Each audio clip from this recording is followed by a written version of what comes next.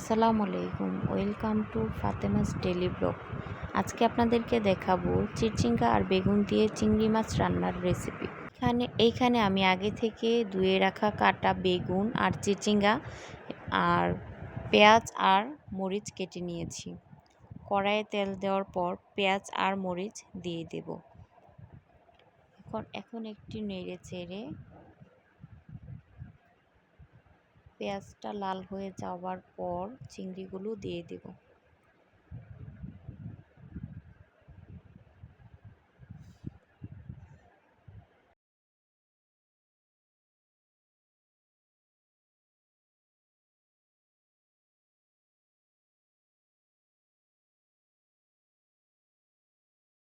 চিংড়িগুলো লাল হয়ে যাওয়ার পর এখন আমি একে একে সব মশলাগুলো দিয়ে দেব।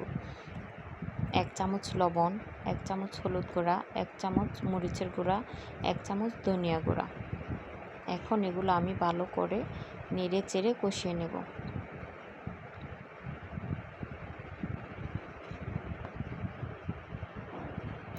চিংড়িগুলো কষানো হলে আগে থেকে ধুয়ে রাখা কাটা বেগুন আর চিচিঙ্গাগুলো দিয়ে দেব।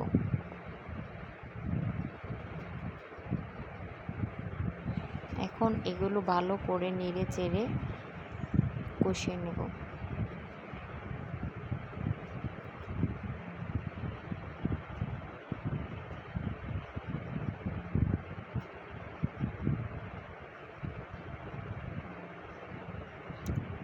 কষানো হয়ে গেলে এখন আমি ঢাকনা দিয়ে ঢেকে দেব।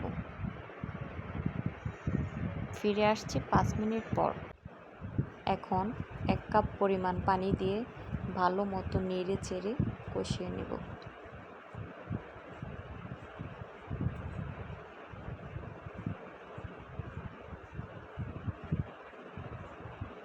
এখন ঢাকনা দিয়ে ঢেকে দেব।